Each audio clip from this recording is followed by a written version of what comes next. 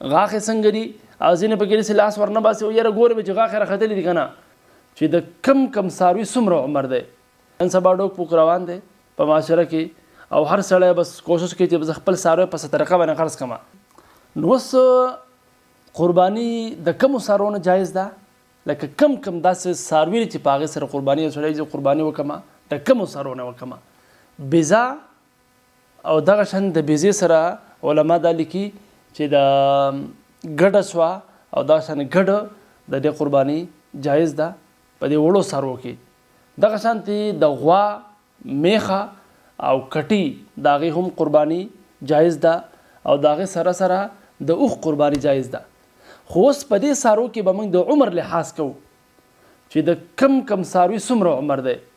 نو په هغې کې د کومه چې بیزه ده، سیرلی او بیزه، د هغې لپاره شریعت د 1 سال عمر هغه قید ګرځولی چې د بیزې او د سیرلي هغه 1 کال شرط ضروري دی چې 1 کال ته رسېدلي.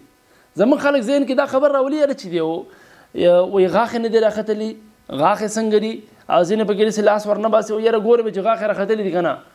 غاښ په شریعت کې د دې اعتبار نشته، دا صرف ستا د زړه هغه اطمینان دی، اطمینان حاصل کا. نن سبا ډوک پوک روان دی په معاشره کې او هر سړی بس کوشش کوي چې خپل څاروی په څه طریقه باندې خرڅ کړم. ایمانداري کمه شوې ده. نو د خلکو د اطمینان دپاره داسې کیدی شي که ته وایې چې زه خپل ځان مطمئن کړم، د اطمینان دپاره داسې کولی چې د هغې غاښونه وګوره.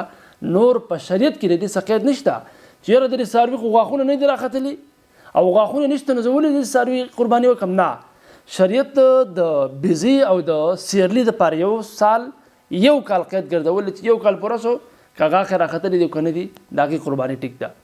دغه شانتې په ګډ او ګډه کې شریعت 1 کال قید ګرځولی، خو په ګډ او ګډه کې شریعت نورم هغه لحاظ ساتلی دی.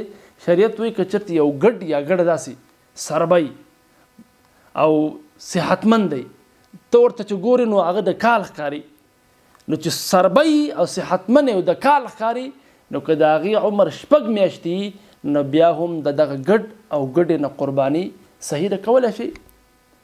نو د بیزې او د سیرلي په هغې کې د 1 کال قید شو، ګډ او ګډه هم 1 کال قید ضروري دی شرط.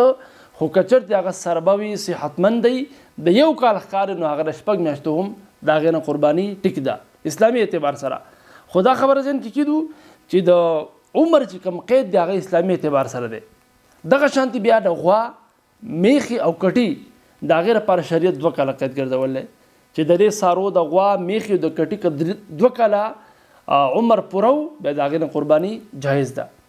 د هغې سره سره اوښ، د اوښ دپاره شریعت 15 کاله قید ګرځولی او دا څومره څاروي چې موږ ذکر کړه که بیزه ده او دغه شان سیرلی دی، غوا، غویي، میخه او که نر وي که ښځ دا ټول برابر دي.